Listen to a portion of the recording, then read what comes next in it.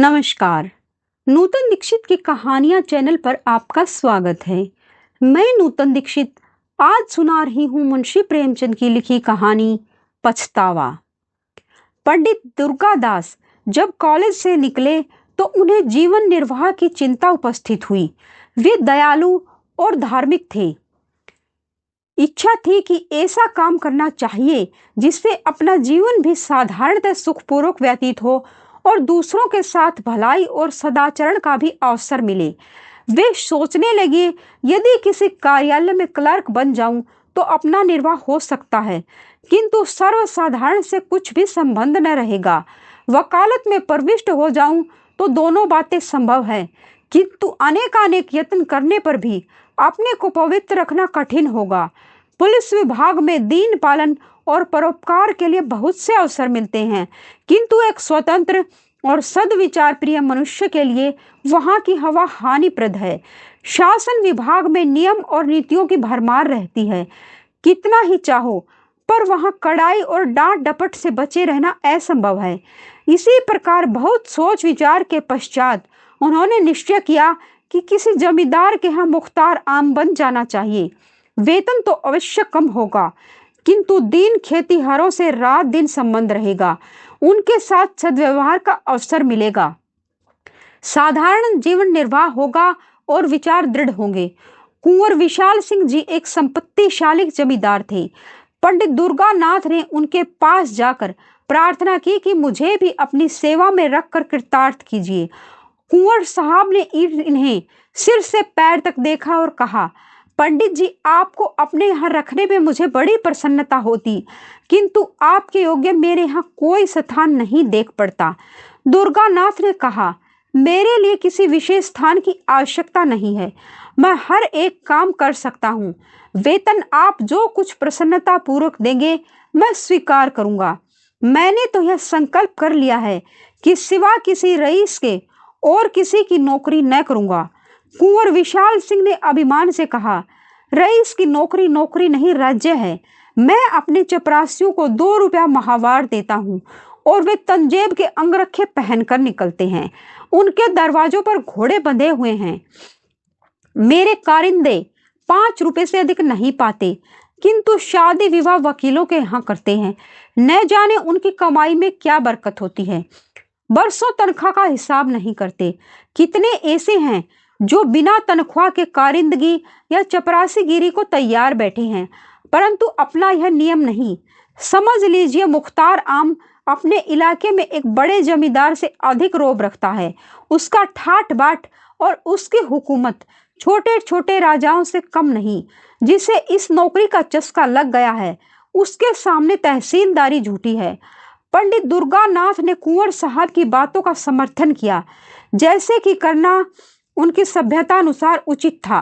वे दुनियादारी में अभी कच्चे थे। बोले, मुझे अब तक किसी रईस की नौकरी का चस्का नहीं लगा है। मैं तो अभी कॉलेज से निकल आता हूँ और न मैं इन कारणों से नौकरी करना चाहता हूँ जिनका कि आपने वर्णन किया, किंतु इतने कम वेतन में मेरा निर्वाह न होगा।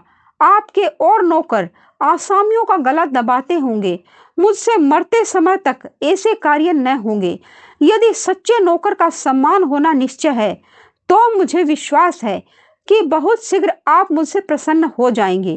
कुंवर साहब ने बड़ी दृढ़ता से कहा, हाँ, यह तो निश्चय है कि सत्यवादी मनुष्य का आदर सब कहीं होता है, किंतु मेरे यहाँ तनख्वाह अधिक नहीं दी जाती।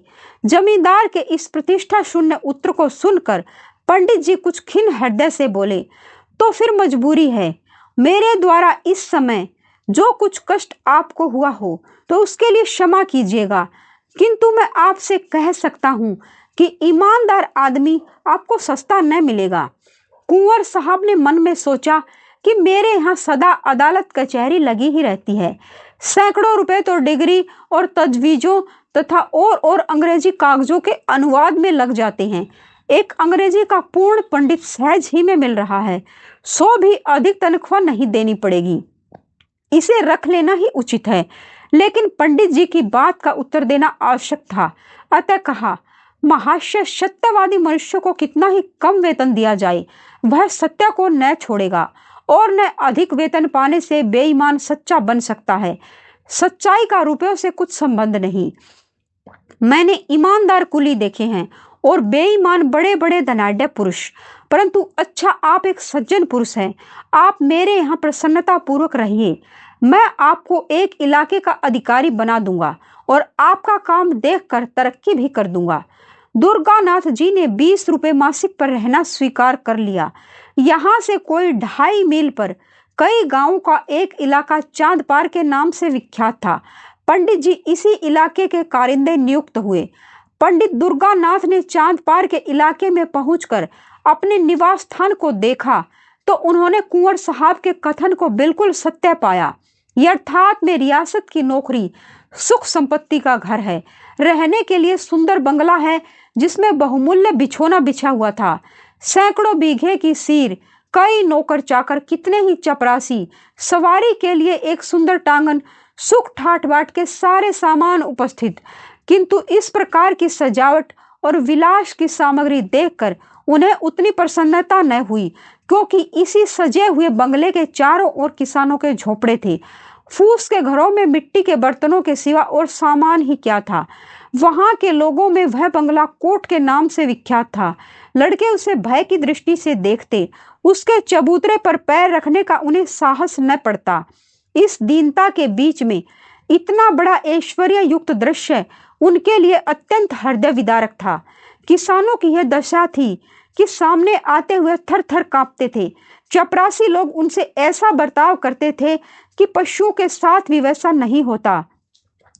पहले ही दिन कई सौ किसानों ने पंडित जी को अनेक प्रकार के पदार्थ भेंट के रूप में उपस्थित किए, किंतु जब वे सब लौटा दिए गए तो उन्हें बहुत आश्चर्य हुआ। किसान प्रसन्न हुए, किंतु चपरासियों का रक्त उबलने लगा। नाई और कहार खिदमत को आए, किंतु लौटा दिए गए। अहीरों के घरों से दूध से भरा हुआ मटका आया, वह भी वापस हुआ। तमोली एक ढोली पान लाया, किंतु वह भी स्वीकार न हुआ। असामी आपस में कहने लगे कि कोई धर्मात्मा पुरुष आए हैं, परंतु चपरासियों को तो ये नई बातें असह्य हो गई। उन्होंने कहा, हुजूर, अगर आपको ये चीजें पसंद न हो तो न लें, मगर रस्म को तो निभाएं। अगर कोई दूसरा आदमी यहाँ आएगा तो उसे नए सिरे से यह रस्म बांधने में कितनी दिक्कत होगी। यह सब सुनकर पंडित जी ने केवल यही उत्तर दिया, जिसके सिर पर पड़ेगा वही भुगत लेगा, मुझे इसकी चिंता करने की क्या आवश्यकता। एक चपरासी ने साहस बांध कर कहा, इन आसामियों को आप जितना गरीब समझते हैं उतने गरीब ये नहीं हैं।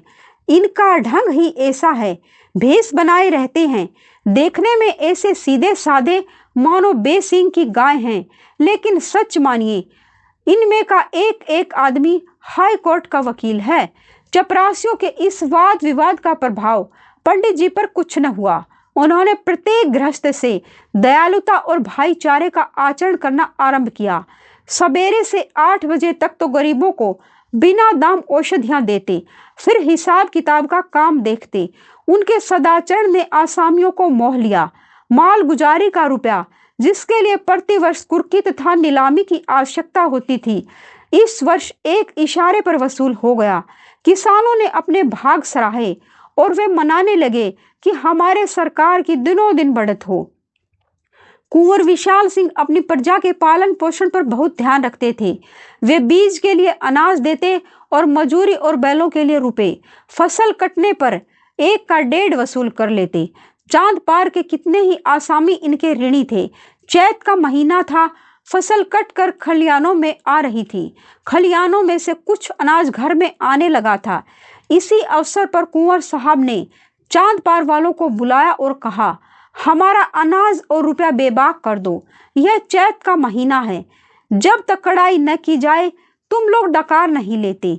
इस तरह काम नहीं चलेगा। बूढ़े मलूका ने कहा, सरकार भला आसामी कभी अपने मालिक से बेबाक हो सकता है? कुछ अभी ले लिया जाए, कुछ फिर दे देंगे। हमारी गर्दन तो सरकार की मुट्ठी में है। कुंवर साहब, आज कोड़ी कोड़ी चुका कर यहाँ से उठने पाओगे। तुम लोग हमेशा इसी तरह हीला हवाला किया करते हो। मलूका विनय के साथ बोला, हमारा पेट है सरकार, आप ही की रोटियां हैं, हमको और क्या चाहिए। जो कुछ उपज है वह सब सरकार ही की है। कुंवर साहब से मलूका की यह वाचालता सही न गई। उन्हें इस पर क्रोध आ गया। राजा रईस ठहरे। उन्होंने बहुत कुछ खरी खोटी सुनाई और कहा, कोई है, जरा इस बुढ़े का कान तो गर्म करो, वह बहुत बढ़ बढ़ कर बातें करता है। उन्होंने तो कदाचित धमकाने की इच्छा से कहा, किंतु चपरासी कादिर खान ने लपक कर बूढ़े की गर्दन पकड़ी और ऐसा धक्का दिया कि बेचारा जमीन पर जा गिरा। मलूका के 2 जवान बेटे वहां चुपचाप खड़े थे। बाप की ऐसी दशा देखकर उनका रक्त गर्म हो उठा। वे दोनों झपटे और कादिर खां पर टूट पड़े। धमाधम शब्द सुनाई पड़ने लगा। खां साहब का पानी उतर गया, साफा अलग जा गिरा, अचकन के टुकड़े टुकड़े हो गए, किंतु जबान चलती रही। मलूका ने देखा बात बिगड़ गई। वह उठा और कादिर खां को छुड़ाकर अपने लड़कों को गालियां देने लगा। जब लड़कों ने उसी को डांटा तब दौड़कर कुंवर साहब के चरणों पर गिर पड़ा। पर बात यथार्थ में बिगड़ गई थी।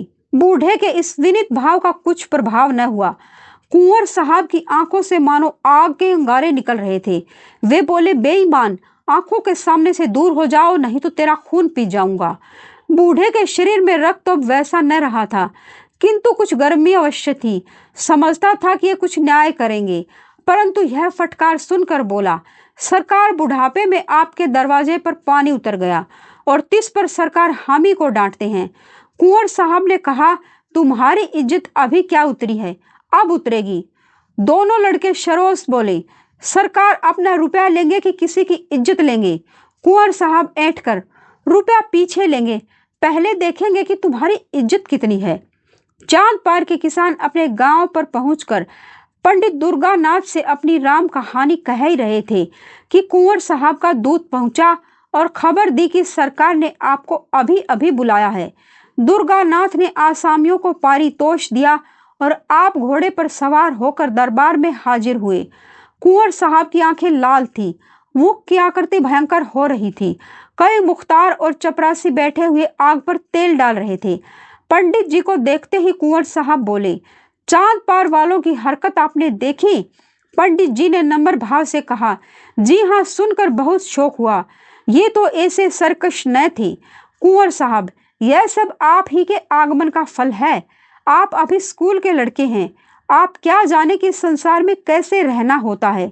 यदि आपका बर्ताव आसामियों के साथ ऐसा ही रहा तो फिर मैं जमींदारी कर चुका। यह सब आपकी करनी है। मैंने इसी दरवाजे पर आसामियों को बांध बांध कर उल्टे लटका दिया है और किसी ने चू तक नहीं की। आज उनका यह साहस कि मेरे ही आदमी पर हाथ चलाएं। दुर्गानाथ कुछ दबते हुए, महाशय, इसमें मेरा क्या अपराध? मैंने तो जब से सुना है तभी से स्वयं सोच में पड़ा हूं। कुंवर साहब, आपका अपराध नहीं तो किसका है? आप ही ने तो इनको सिर चढ़ाया, बेगार बंद कर दी। आप ही उनके साथ भाईचारे का बर्ताव करते हैं, उनके साथ हंसी मजाक करते हैं। ये छोटे आदमी इस बर्ताव की कदर क्या जाने। किताबी बातें स्कूलों ही के लिए हैं, दुनिया के व्यवहार का कानून दूसरा है। अच्छा, जो हुआ सो हुआ। अब मैं चाहता हूं कि इन बदमाशों को इस सरकशी का मजा चखाया जाए। आसामियों को आपने मालगुजारी की रसीदें तो नहीं दी हैं? दुर्गानाथ कुछ डरते हुए, जी नहीं, रसीदें तैयार हैं, लेकिन आपके हस्ताक्षरों की देर है। कुंवर साहब कुछ संतुष्ट होकर, यह बहुत अच्छा हुआ, अच्छे शकुन हैं। अब आप इन रसीदों को चिराग अली के सुपुर्द कीजिए। इन लोगों पर बकाया लगान की नालिश की जाएगी। फसल नीलाम कर लूंगा। जब भूखे मरेंगे तब सूझेगी। जो रुपया अब तक वसूल हो चुका है वह बीज और ऋण के खाते में चढ़ा लीजिए। आपको केवल यह गवाही देनी होगी कि यह रुपया मालगुजारी के मद में नहीं, कर्ज में वसूल हुआ है, बस। दुर्गानाथ चिंतित हो गई। सोचने लगे कि क्या यहाँ भी उसी आपत्ति का सामना करना पड़ेगा जिससे बचने के लिए इतने सोच विचार के बाद इस शांति कुटीर को ग्रहण किया था। क्या जानबूझकर इन गरीबों की गर्दन पर छुरी फेरूं इसलिए कि मेरी नौकरी बनी रहे? यह मुझसे न होगा। बोले, क्या मेरी शहादत के बिना काम न चलेगा? कुंवर साहब क्रोध से, क्या इतना कहने में भी आपको कोई उज्र है? दुर्गानाथ दुविधा में पड़े हुए, जी यूं तो मैंने आपका नमक खाया है, आपकी प्रत्येक आज्ञा का पालन करना उचित है, किंतु न्यायालय में मैंने गवाही नहीं दी। संभव है कि यह कार्य मुझसे न हो सके, अतः मुझे तो क्षमा ही कर दिया जाए। कुंवर साहब, शासन के ढंग से यह काम आपको करना पड़ेगा, इसमें हाँ नहीं की कोई आवश्यकता नहीं। आग आपने लगाई है, बुझाएगा कौन? दुर्गानाथ दृढ़ता के साथ, मैं झूठ कदापि नहीं बोल सकता और न इस प्रकार की शहादत दे सकता हूँ। कुंवर साहब कोमल शब्दों में बोले, कृपा निधान, यह झूठ नहीं है, मैंने झूठ का व्यापार नहीं किया है। मैं यह नहीं कहता कि आप रुपए का वसूल होना अस्वीकार कर दीजिए। जब असामी मेरे ऋणी हैं तो मुझे अधिकार है कि चाहे रुपया ऋण की मद में वसूल करूं या मालगुजारी की मद में। यदि इतनी सी बात को आप झूठ समझते हैं तो आपकी जबरदस्ती है। अभी आपने संसार देखा नहीं, ऐसी सच्चाई के लिए संसार में स्थान नहीं।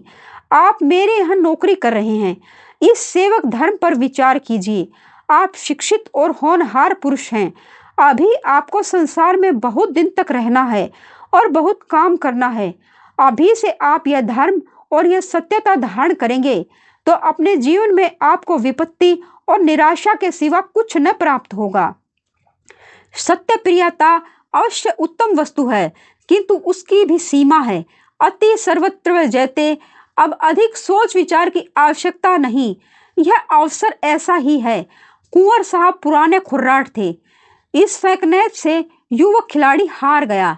इस घटना के तीसरे दिन चांद पार के आसामियों पर बकाया लगान की नालिश हुई। सम्मन आए, घर घर उदासी छा गई। सम्मन क्या थे? यम के दूत थे। देवी देवताओं की मिन्नतें होने लगी। स्त्रियां अपने घर वालों को कोसने लगी और पुरुष अपने भाग्य को। नियत तारीख के दिन गांव के गवार कंधे पर लोटा डोर रखे और अंगोछे में चबैना बांधे कचहरी को चले। सैकड़ों स्त्रियां और बालक रोते हुए उनके पीछे पीछे जाते थे, मानो अब वे फिर उनसे न मिलेंगे। पंडित दुर्गानाथ के 3 दिन कठिन परीक्षा के थे। एक और कुंवर साहब की प्रभावशालिनी बातें, दूसरी ओर किसानों की हाय हाय।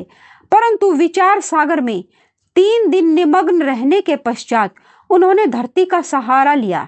उनकी आत्मा ने कहा, यह पहली परीक्षा है, यदि इसमें अनुत्तीर्ण रहे तो फिर आत्मिक दुर्बलता ही हाथ रह जाएगी।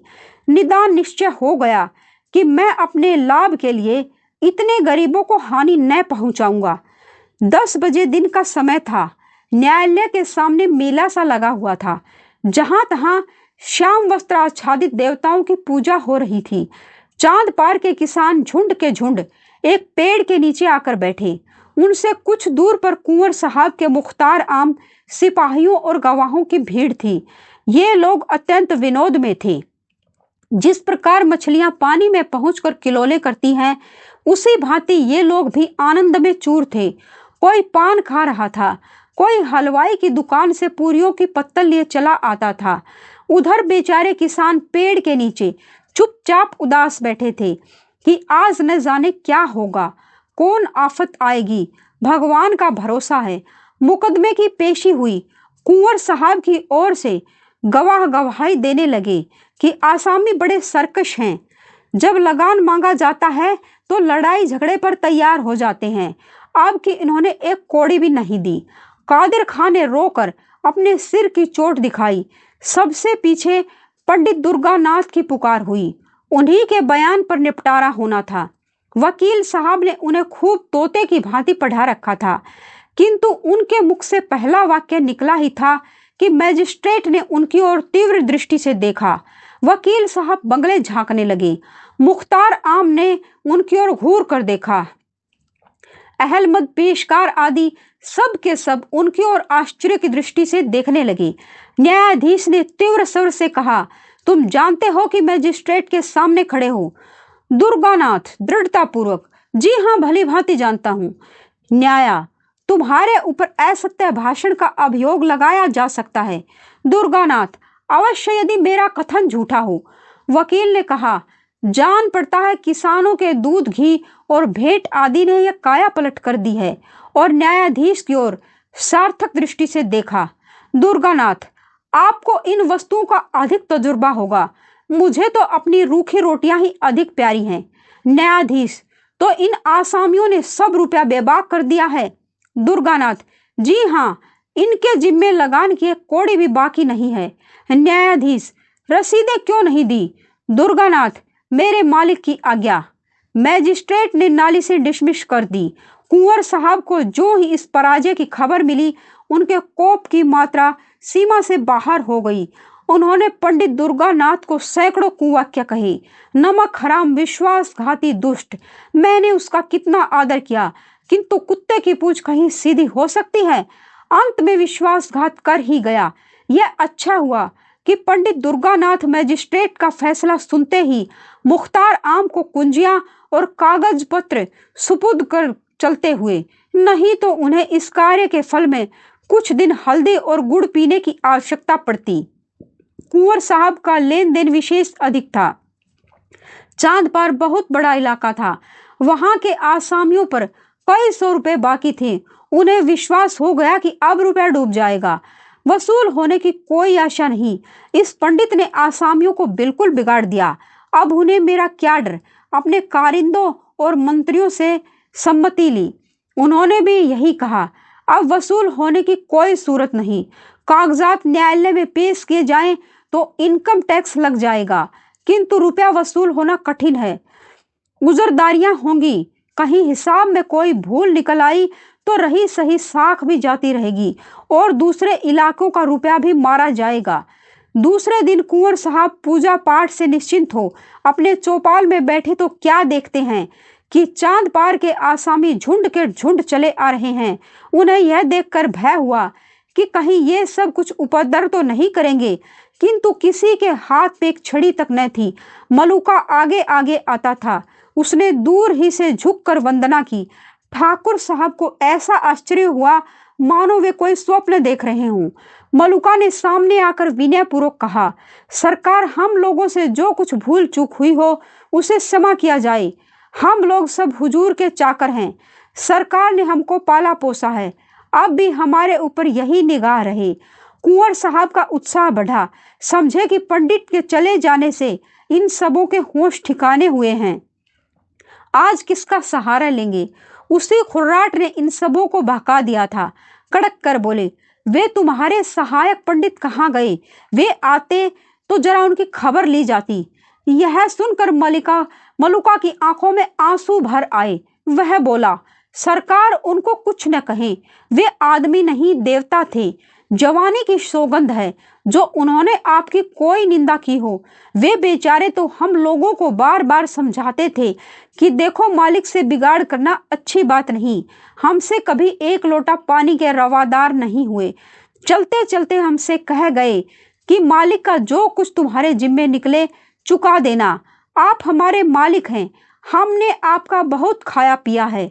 अब हमारी यह विनती सरकार से है कि हमारा हिसाब किताब देखकर जो कुछ हमारे ऊपर निकल आए बता दिया जाए।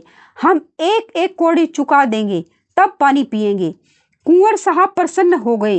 इन्हीं रुपयों के लिए कई बार खेत कटवाने पड़े थे, कितनी बार घरों में आग लगवाई, अनेक बार मारपीट की, कैसे कैसे दंड दिए। आज ये सब आपसे आप सारा हिसाब किताब साफ करने आए हैं। यह क्या जादू है?